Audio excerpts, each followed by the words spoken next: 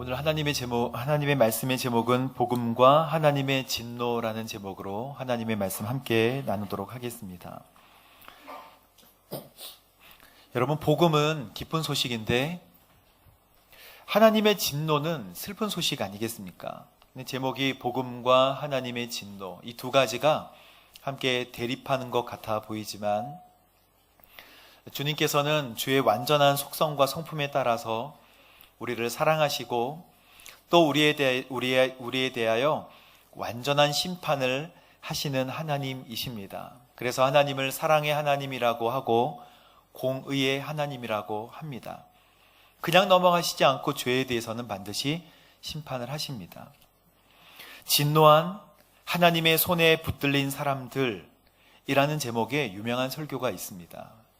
조나단 에드워즈의 설교인데 1741년 코네티컷 엠필즈에서 조나단 에드워즈가 한 하나님의 진노 아래, 이 진노의 손에 붙들린 사람들이라는 설교를 했을 때 사람들은 이 설교가 끝나기도 전에 두려워 떨면서 그날 밤 잠을 못 이루고 하나님 앞에 두려워 벌벌 떠는 사람들이 많았습니다. 여러분, 그만큼 하나님은 두려운 하나님이시고 하나님의 그 진노와 하나님의 심판은 우리가 감당할 수 없는 것입니다. 설교의 내용은 그렇습니다. 죄인들이 지옥에 떨어지지 않도록 지켜주는 것은 아무것도 없습니다. 이거예요. 죄인들이 지옥에 떨어지는 것을 지켜주는 것은 아무것도 없다.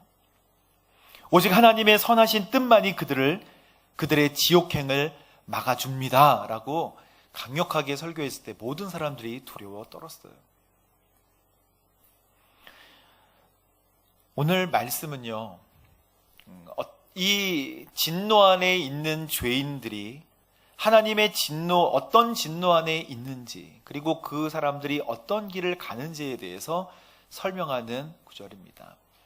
그래서 이 내용을 읽을 때 우리는 바울이 로마 시민들에게, 로마에 있는 성도들에게 이 써나가는 생각들을 우리가 같이 짚어보면서 도대체 로마 교회와 로마의 성도님들은 어땠길래, 또 우리 자신의 상태는 어떠하길래 하나님께서 오늘 우리에게 이 말씀을 주시는가를 깊이 생각해야 합니다.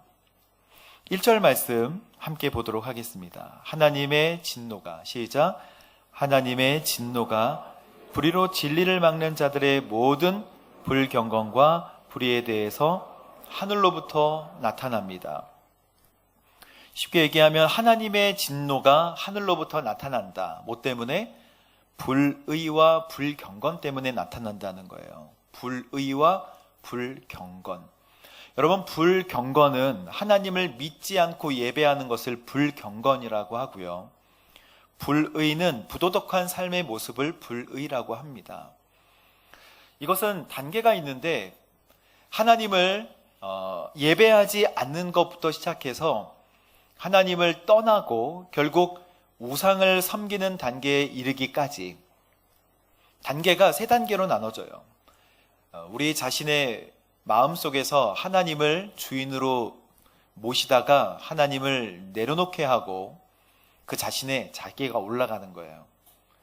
그러면 그 상태는 오래되고 그냥 지속될 것 같지만 이 상태가 하나님을 믿지 않는 상태고 예배하지 않는 상태로 진행이 되다가 부도덕한 삶을 받아들이게 되고 내가 주인이니까 그 다음에는 뭐를 주인으로 삼아도 관계없는 삶으로 전락하게 되고 본인이 탐욕스럽고 부도덕한 삶에 대해서 스스로 자각하지 못하게 됩니다.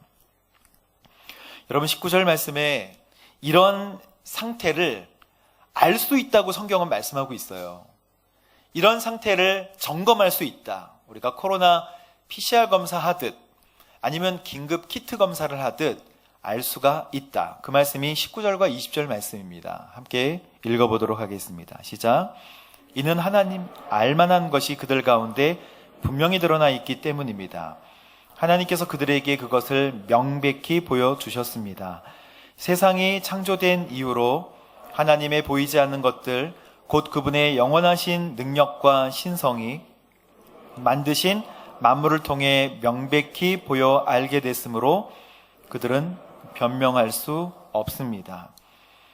우리가 하나님을 모르고 하나님의 복음에 대해서 들어보지 못한 사람이 구원의 문제를 논할 때 항상 헷갈리고, 그가 예수의 이름으로 구원을 받지 못했기 때문에 그의 구원은 어떻게 되는가 라고 물어볼 때 우리는 하나님의 말씀을 찾다가 이 구절을 찾아 이해하기 시작합니다.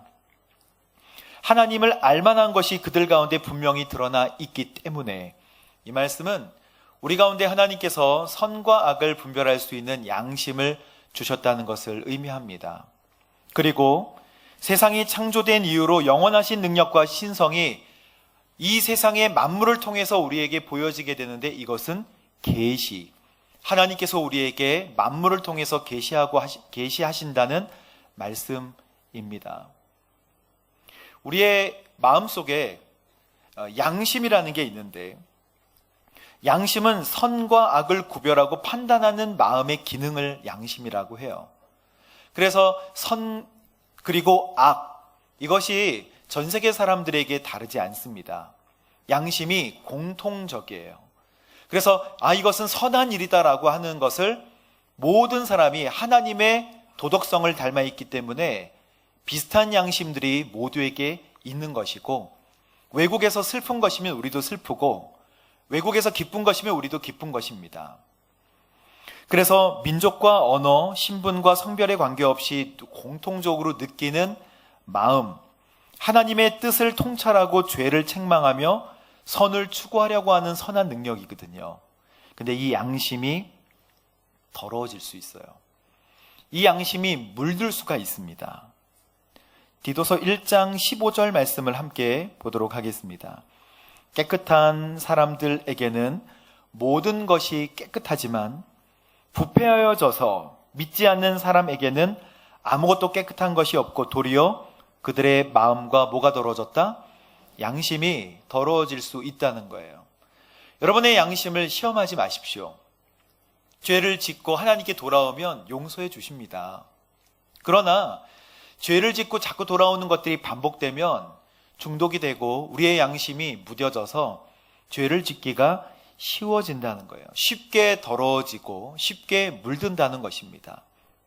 그래서 히브리서 10장 22절에는 우리가 죄악된 양심으로부터 마음을 깨끗하게 씻고 맑은 물로 몸을 씻어, 그러니까 예수 그리스도의 피 그리고 또는 세례를 의미합니다. 맑은 물로 몸을 씻어서 확신에 찬 믿음과 참된 마음으로 우리가 하나님 앞에 다시 한번 나아갑시다 라고 우리의 양심의 깨끗함을 위해서 하나님께서는 말씀하고 계시는 것입니다. 여러분, 그래서 이 양심으로 뭘 알 수 있어요? 하나님에 대해서 인식할 수 있고 선과 악에 대해서 분별할 수가 있습니다. 그리고 또 한 가지, 양심 말고 계시를 통해서 하나님의 존재와 하나님을 알 수 있다라고 성경은 분명하게 말씀하고 계세요. 근데 이것은 일반 계시입니다. 일반 계시. 여러분, 설악산에 가면 대청봉인가요? 아주 높은 그 설악산에 케이블카로 타고 올라가서 이제 조금만 걸어가면 엄청난 대자연이, 근데 늘 상상하고 그 장면을 머릿속에 기억하고 있음에도 불구하고 바람을 맞으면서 로프를 타고 좀 걸어가기 시작하다가 설악산 위에 대청봉 밑에 있는 그 장소에만 가봐도 마음이 후련해지면서, 야, 정말 이 만든 조물주가 있다. 나는 크리스찬이지만 하나님이 물론 만드셨지만 하나님이 만드셨어. 정말 이 세상은 하나님이 만드신 거야.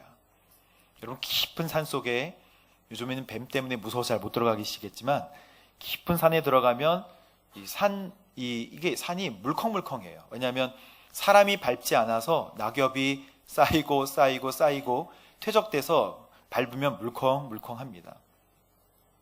근데 그런 산 속에 들어가서 고요히 있을 때 하나님의 섭리와 하나님의 존재하심을 알 수 있다는 거예요.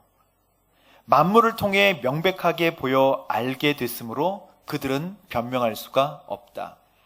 그래서 이것을 만물을 통해서, 자연을 통해서 하나님에 대해서 알게 된다라고 하는 것을 일반 계시라고 하고, 하나님의 특별 계시도 있어요. 특별 계시는 하나님께서 구원의 진리를 알려주시는, 그래서 구원의 진리는 어디에 담겨 있나요? 바로 이 성경 속에 담겨 있습니다. 너희가 어떻게 구원을 받고 하나님 앞에 관계를 회복해야 될지에 대해 담고 있는 특별 계시로서 하나님께서 우리에게 성경을 저희들에게 주시는 것이죠. 그러니 성경이 아니고서도 일반 계시를 통하여서 하나님의 존재하심을 알 수 있게 됩니다. 그런데 왜 사람들은 양심과 하나님의 계시로 하나님의 존재하심에 대해서 알 수 있는데 왜 사람들은 이렇게 바뀌게 됐을까요? 먼저 첫 번째, 마음의 주인을 바꿨기 때문에. 경배의 대상을 바꾸면 자연스럽게 우상을 섬기는 단계로 넘어갑니다. 21절 함께 보도록 하겠습니다. 시작. 그들은 하나님을 알면서도 하나님을 영어롭게 하지도 않고 감사하지도 않았습니다. 오히려 그들의 생각이 허망해졌고 그들은 어리석은 마음은 어두워졌습니다. 이 21절은 정말 별표를 쳐야 되는 말씀 중에 하나입니다. 하나님을 모르는 게 아니라 알면서도 하나님을 영어롭게, 그 하나님을 경배하지 않고 영광 돌리지 않고 감사하지도 않았어요. 그랬더니 생각이 허망해진다는 거예요. 생각이 무가치한 것이 되었다는 뜻입니다. 이 생각 자체가 무가치한 것이 되고 그들의 어리석은 마음은 어두워졌다.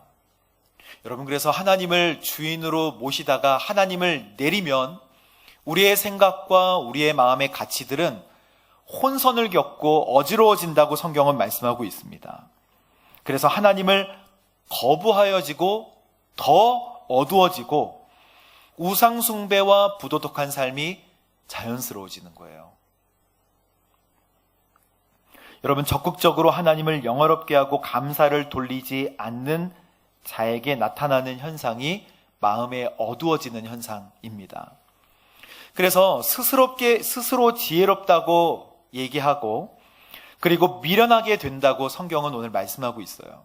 그러면 그 미련하고 안 좋아지는 현상이 도대체 무엇인가? 23절 말씀 23, 4, 5절을 함께 읽어보도록 하겠습니다. 시작. 썩지 않는 하나님의 영광을 썩어질 사람이나 새나 짐승이나 기어다니는 동물의 우상으로 바꿨어요. 24절 시작.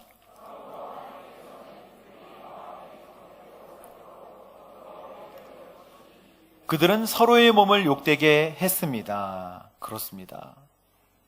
피조물을 경배하고 창조주를 잊어버리는 상황으로 계속해서 가고 있다는 것이죠. 여러분, 모든 죄의 시작은요, 우리가 하는 단타적인 이렇게 자범죄들 말고요, 모든 죄의 시작은 경배의 대상을 바꾸는 것부터 시작해요. 우상숭배는 어떤 특정한 신을 섬기는 것보다 자신을 하나님의 자리로 올려놓는 것부터 시작합니다. 그래서 하나님 대신에 자기를 섬기는 것이고 하나님께서 마땅히 받으셔야 할 영광을 자신이 받아요. 이렇게 되면 그 자리에 누구를 올려놓아도 상관이 없어요. 어떤 물질을 올려놓아도 상관이 없습니다. 여러분, 우상은 무엇이든 하나님보다 더 귀중하게 여기는 것이 우상이에요. 하나님보다 더 크게 내 마음과 생각을 차지하는 것입니다. 그래서 돈과 명예뿐만 아니라 우리 기독교 사역에서, 교회 안에 있는 사역에서 성공하는 것도 우상이 될 수 있습니다. 심지어 타인의 삶을 고치는데 자신의 인생의 의미를 두는 것도, 이것을 상호 의존이라고 하거든요. 서로 윈윈하면서 서로 격려를 받는 이 상호 의존조차도 우상 숭배가 될 수 있습니다. 그러니까 예배할 수 있는 대상이 되는 거예요. 삶의 의미를 어디서 찾을 때? 그 봉사에서 찾을 때. 그래서 우리는 우상을 나쁜 것이라고 생각하지만 그 자체가 나쁜 경우는 거의 없어요. 우상은 좋은 것입니다. 우상은 좋은 것일수록 우리의 욕구와 희망을 채울 것이라는 기대감도 커지기 때문에 가치 중립적인 것이지만 우리의 마음을 사로잡고 우리의 주인이 되는 것이 우상이에요. 그래서 무엇이든지 우상이 될 수 있고 좋은 것일수록 우상이 되기 쉽다는 것을 우리는 기억해야 합니다. 하나님께서 나를 죽으셨다는 이 사실을 뺀 은혜 없는 복음은요, 계속해서 가짜 우상을 만들어내요. 사람은 우상 제조기예요. 그러면 이렇게 하나님을 내리고 자기가 영광을 받는 자리, 또는 내가 섬길 만한, 섬기기 쉽고 눈에 보이고 내 열정을 다해서 투자할 만한 그런 어떤 가치, 우상이 있을 때 우리는 어떻게 바뀌고 어떻게 전락하게 될까요? 하나님께서 이렇게 말씀하십니다. 26절 말씀 함께 보겠습니다. 시작. 하나님께서는 이 때문에 그들을 수치스러운 정욕에 내버려 두셨습니다. 여자들은 남자와의 정상적인 관계를 비정상적인 관계로 바꾸고, 27절, 남자들도 여자와의 정상적인 관계를 버리고 서로 정욕으로 불타올랐습니다. 그들은 남자끼리 부끄러운 일을 행했고 이런 타락한 행위로 인해 그들 자신이 마땅한 징벌을 받았습니다. 내버려 두셨다. 여러분, 내버려 두셨다는 것 자체가 하나님의 심판입니다. 내버려 두셨다. 내버려 두면 우리는 죄악에 휩싸일 수밖에 없어요. 이 내버려 둔다는 것을 유기라고 합니다. 유기견 하면 이해가 쉽죠. 유기견은 유기견이 잘못된 것인가요? 아니면 유기한 사람이 잘못한 것인가요? 사람이 잘못한 것이어서 유기견 하면 사람이 잘못했으니까 하나님이 유기하셨다고 하면 하나님 잘못으로 돌리기가 쉬워요. 그렇지 않습니다. 여러분, 원죄 때문에, 원죄, 아담과 하와의 지은 원죄 때문에 그 원죄는 계속 전가가 돼서 우리에게 다가오는데요. 우리는 지능적으로 3세, 4세만 되면 지능적으로 범죄를 저지르기 시작합니다.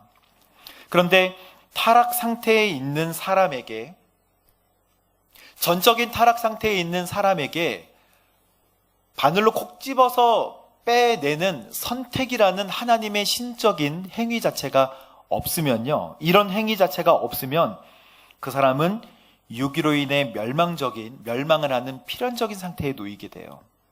그래서 유기하는 주체를 부도덕한 것으로 보기 쉽지만 이렇게 보시면 쉽습니다. 여러분, 어떤 A와 B라는 사람이 있다고 한번 생각해 보세요. A와 B는 모두 다 사형수입니다. 죄를, 흉악한 범죄를 많이 져서 A와 B 모두 다 사형을 당할 지경에 이르른, 대책이 없고 가망이 없고 능력이 없는 이 두 사람이 있어요. 그런데 대통령이 A라는 사람을 특별히 대통령령으로 구원해주고 사면을 해줬다고 한번 생각해 보십시오. 그러면 이 A라는 사람은 누구 때문에 죄를 용서함 받았나요? 대통령 때문에 자기의 목숨을 구원한 것이죠. 그러면 은혜를 입은 거예요. 은혜를 입고 목숨을 구원받았습니다. 그런데 B라는 사람이 화내면서 말하기를, 내가 죽는 것은 대통령이 살려주시지 않았기 때문에 내가 죽는 것이다 라고 이야기할 수 있습니까? 대통령이 나를 돌아보지 않아서 나의 죽음은 대통령이 잘못이다 라고 이야기할 수 있나요? 대통령은 나를 떠밀어서 죽음 가운데로 몰아서 유기했다 라고 할 수 있나요? 그렇지 않고 그가 죽는 것은 그의 죄 때문입니다. 마찬가지로 에베소서 2장에 우리의 정체성을 본질상 진노의 자녀라고 정의했던 하나님의 말씀과 같이 우리는 본질상 진노의 자녀고 죽을 수밖에 없는 존재였지만 하나님께서 우리를 택하셔서 구원의 자리로 이끌어 주신 것 자체가 은혜 아니겠습니까? 그런데 하나님의 유기는 무엇입니까? 계속해서 하나님을 거부하고 돌아오지 않는 죄악된 상태에 있었기 때문에 하나님은 그냥 지나치신다는 뜻이에요. 내버려 두신다는 뜻입니다. 그래서 나를 구원하지 않고 나의 죽음은 하나님의 죽음이다, 나의 죽음은 하나님의 잘못이다 라고 우리는 감히 하나님께 말씀드릴 수가 없는 것입니다. 오늘 본문에 나오는 수치스러운 정욕 가운데로 내버려 두셨다가 하나님의 책임이 아니라 나의 책임인 것을 성경은 말씀하고 있는 것이죠. 그리고 타락한 행위로 인해 그들 자신이 마땅히 받아야 될 징벌을 받게 되었다. 서로의 몸을 욕되게 하고 수치스러움 가운데로 빠져 들어간다는 거예요. 이것은, 이 말씀은 분명히 말씀 중에서 그 로마 성도들 사이의 교회 사이에서 이루어지는 우상 숭배 때문에 나오는 동성애, 이런 것들을 분명하게 얘기하고 있습니다. 여러분, 많은 죄악 중에서 우리에게 본질을 감추고 이렇게 보이지 않는 탐욕 같은 것도 어려운 죄지만, 그리고 시기라는 것도 냄새도 없고 맛도 없고 모양도 없는 아주 어려운 죄지만, 그 중에 동성애도 분명히 하나님께서 죄악이라고 성경은 말씀하고 있습니다. 근데 요즘에 어떤 교회들과 어떤 많은 사람들은 이 동성애가 많아지자 이것을 인정해야 된다고 생각하고, 여러분, 죄악이 아닐 수도 있다, 꼭 그렇게 이야기한 것은 아니지 않는가라는 잘못된 말씀의 해석이 많이 나오고 있어요. 사랑하는 성도 여러분, 이 말씀을 그대로 믿게 되기를 바랍니다. 동성애는, 물론 동성애자를 품어야 한다, 맞아요. 그런데 이것을 역겨워하는 사람들이 있어요. 동성애는 죄지만 동성애자 교회가 품어야 되죠. 그래서 회복시켜야 되죠. 하지만 이 말씀조차도 인정하지 않고 과학이라는 근거 하에 이것은 아니다라고 얘기하는 사람들이 너무나 많은 거예요. 제가 자료를 찾아보면서 마음이 너무나 낙심이 되는 거예요. 그 중에 크리스찬도 있고 믿는 사람들도 있지만, 하나님께서는 분명히 성경에 말씀하셨습니다. 여러분, 레위기 18장 22절 말씀 보세요. 여자와 성관계를 하듯이 남자와 성관계를 하지 마라. 그것은 가증스러운 것이다. 이 가증스러운 것의 원어 토에바라고 하는 것은요, 여기에만 써요. 하나님께서 더욱 파멸의 길로 가는 인간의 상태를 막기 위해서, 이건 가증스러운 것이다. 어떤 죄악은요, 자신 몸에 짓는 죄악들도 있지만, 어떤 죄악은 기하급수적으로 확 퍼지는 죄악들도 있습니다. 교회가 이것을 얘기하고 경계하고 빨리 막고자 하는 것은요, 빨리 퍼지기 때문에 그런 거예요. 여러분, 염안섭 원장님이라고 에이즈 환자들만 주로 그 요양병원에 모셔서 같이 치료하는 이제 의사 선생님들의 그 간증들을 들어보면, 에이즈 환자, 동성애자들이 많이 쓰는 어플들이 있어요. 그 중에 대표적인 6개가 있는데, 그 중에 핑크색 나는 어플, 그걸 키면 서울에서도 반경 400m, 500m 안에 200명, 300명의 동성애자들을 금방 검색할 수 있고, 그리고 그거를 어플을 깔아서 눌러보면 서로 나체로 자기의 성기를 그대로 보여주는, 그리고 자기의 초이스를 할 수 있도록. 근데 여기에 누가 들어서게 되냐면, 동성애자가 아닌 단지 아르바이트를 위해서 돈을 벌기 위한 청소년들이 엄청나게 많이 접속을 해서 그들의 삶을 피폐하게 만들어가는 현상들이 이 시대에 너무나 많다는 거예요. 그래서 최근 2, 3년간 에이즈 환자, 특별히 10대 아이들의 에이즈 환자 증가율이 2500%입니다. 그러니 동성애가 죄가 아니다, 이다 막 치열하게 싸우는 가운데 우리 청소년들이 엄청나게 많은 숫자가 어려움 가운데, 그들의 인생을 어려움 가운데, 진짜 해서는 안 되는 어려움 가운데 들어가게 되는 것이죠. 그래서 하나님께서 그거는 가증스러운 것이니까 조심하고 또 조심해라 라고 말씀을 하십니다. 사랑하는 성도 여러분, 이 말씀을 준비하면서 계속 자료를 찾아보고 하면서 마음이 점점 더 무거워지는 이유는요, 예전에는 그것을 어렵게 생각하고 내세우기 어려워했지만, 지금은 양쪽이 같은 비율로 엄청나게 대립하면서 영적으로 싸우고 있는 것을 발견하게 됩니다. 영적 전쟁이에요. 하나님은 사랑의 하나님이세요. 우리를 가장 좋은 길로 인도하시지 않겠습니까? 그래서 우리는 하나님의 성경에 기록된 대로 순종의 삶을 살아가도록 노력해야 합니다. 그러나 세상은 기준을 바꿔버렸어요. 이게 말이 안 통하는 이유는요, 기준이 바뀌었기 때문에 그래요. 우리는 절대 기준을 가지고 있습니다. 절대 기준은 주께서 우리에게 주신 성경 말씀이에요. 성경이 죄라고 하면 그냥 죄라고 생각하고 그리고 그대로 순종하면 됩니다. 그러나 하나님의 말씀이 이 시대에는 두려움으로 다가오지 않아요. 하나님의 심판도 우습게 여깁니다. 하나님의 진노의 심판을 그게 언제 있을지 모르고 나에게 적용되지 않는 문제라고 생각하는 것이 이 시대의 가장 큰 문제예요. 28절 말씀 읽어보겠습니다. 시작. 더구나 그들이 하나님 아는 지식을 하찮게 여김으로 하나님께서는 그들을 타락한 마음대로 내버려 두셔서 합당치 못한 일을 하게 하셨습니다.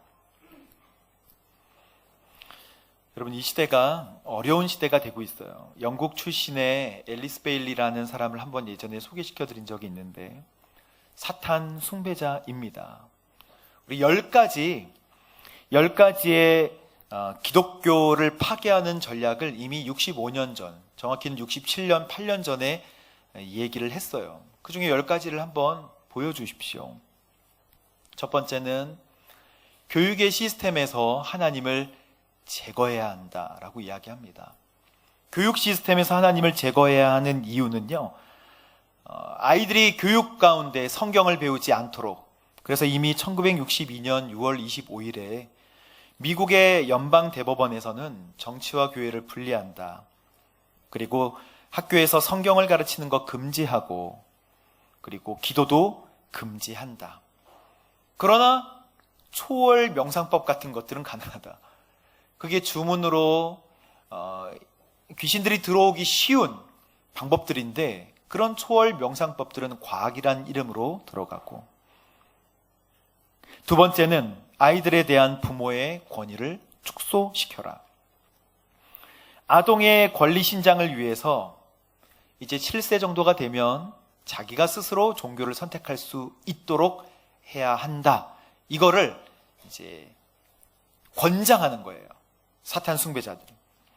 세 번째는 기독교적인 가정 구조를 파괴해야 한다.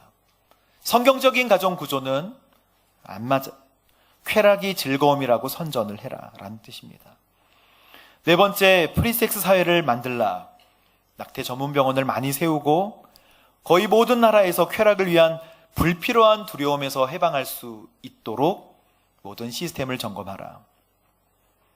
다섯 번째, 평생 결혼의 개념을 파괴하라. 기회를 잡아라. 사랑의 사이클이 지나가면 여러 해 불행해지니까 기혼자라도 그 사람을 내 사람으로 만들어라. 인생을 즐겨라. 이게 웬 이상한 얘기입니까?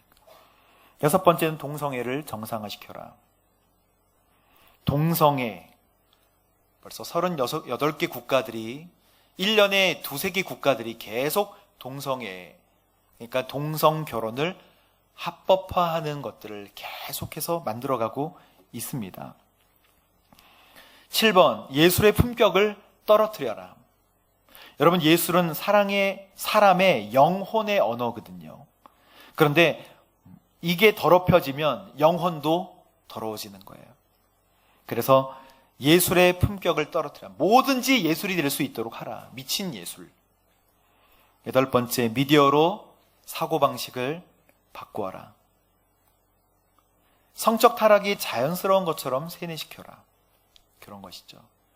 9번째, 종교 통합 운동을 일으켜라. 뭐로 가도 서울만 가면 되지. 기독교든 불교든 천주교든 다 관계가 없어. 그냥 열심히 믿으면 정상에서 만나게 돼. 그렇지 않습니다. 우리에게 구원을 주신 이름 한 가지는 예수 그리스도 한 분밖에 없는 줄로 믿습니다. 맞아요. 그런데 마지막, 위 모든 사항을 법으로 만들어서 흔들리지 않도록 해라 라는 것이 10번째. 여러분, 그래서 불의와 다툼과 시기와 악덕으로 이 세상이 점점 더 번져가는 거예요. 어떻게 하시겠습니까? 우리가 주의 말씀을 들었고 다음 주에도 또 이 타락한 하나님의 진노에 대해서 또 다루게 됩니다. 사랑하는 성도 여러분, 염려하지 마십시오. 예수님께서 이미 이 모든 영적 전쟁을 이기신 줄로 믿습니다. 세상에는 자연주의, 르네상스, 그러니까 인본주의의 세계관이 있고 성경적인 세계관이 있어요. 이 두 가지는 평행하게 되어 있습니다. 하지만 우리는 창조, 타락, 구속, 회복을 하나님께서 곧 이 세상에 다시 오실 것을 믿는 거룩한 그리스도인들 아니겠습니까? 그리고 예수님은 승리하신 줄로 믿습니다. 그러므로 힘내십시오. 끝까지 아무리 많은 사람들이 그것이 맞다고 해도 하나님의 말씀에 그것이 아니라고 하면 아니고, 아무리 많은 사람이 아니라고 해도 하나님이 맞다고 하시면 그대로 따라가는 다니엘과 같은 믿음이 저와 여러분에게 있게 되기를 주님의 이름으로 축복합니다. 함께 기도하겠습니다. 아버지 하나님, 오늘 이 말씀을 우리에게 주실 때 하나님, 우리의 자리에 다시 한번 예수 그리스도, 우리 하나님을 왕으로 모실 수 있도록 주여 인도하여 주옵소서. 그리고 헛된 우상들을 내려놓고 주님께로 나아가는 거룩한 영적 도전이 있도록 주님 인도하여 주옵소서. 예수님의 이름으로 기도합니다. 아멘.